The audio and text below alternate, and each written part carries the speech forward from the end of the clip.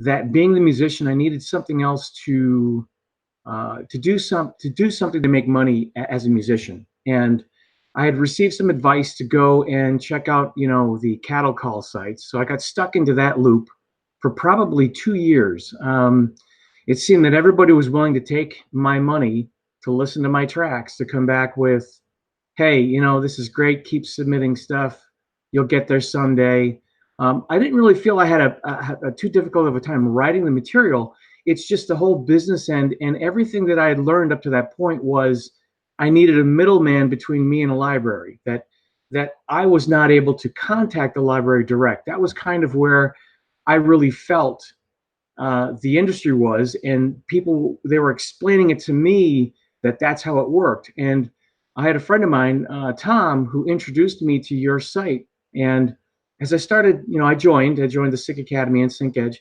And as I started watching the videos, it was everything was counter against what I had learned about the industry.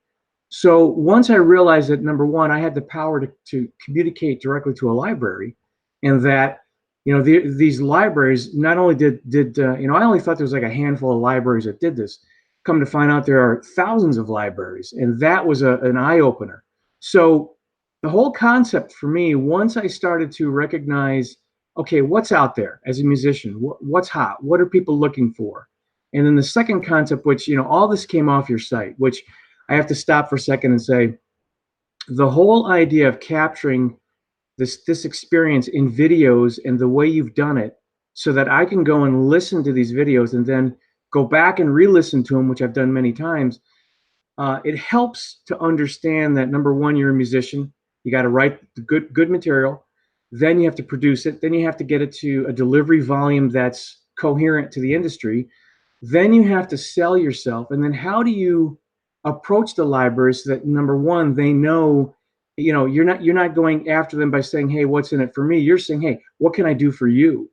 Once you develop that mindset, which I started in 2019, I watched a couple of your videos on the libraries, and I reached out to a music, and I was very surprised that they didn't take any of my music, and I gave them everything. They found one track that they really, really liked. And he said, how many of these do you have? And I said, well, I've got one.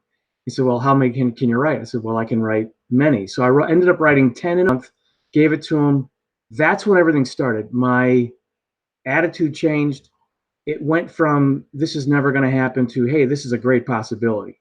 So then I started, I went back to the Sync Academy, started looking at the videos again, and recognized that, maybe what I should do is go and listen to a few libraries, go listen to the stuff that I can do, listen to what's out there, and then produce relative to that quality. Because again, one of the key things I thought of was, well, if I'm writing B flat material and there's A plus material in the library, what are they going to do with my B flat material? So that's where, if you're out there and you're submitting material and you're not getting callbacks, you're not getting any emails, you have to go back and question, well, how good is my material and what do I really need to do?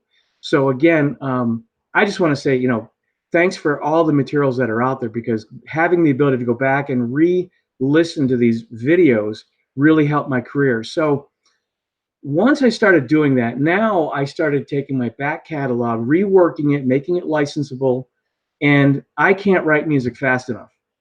I every time I put together a 10 album catalog and I submit it to the same libraries I'm working with, they take them, because now I understand what they're looking for.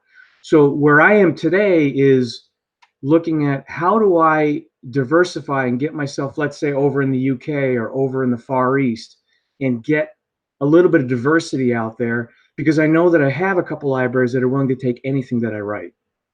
So I guess that's where I'm at today, is I just continue to hustle, continue to write, because I think quantity and quality is going to be the secret.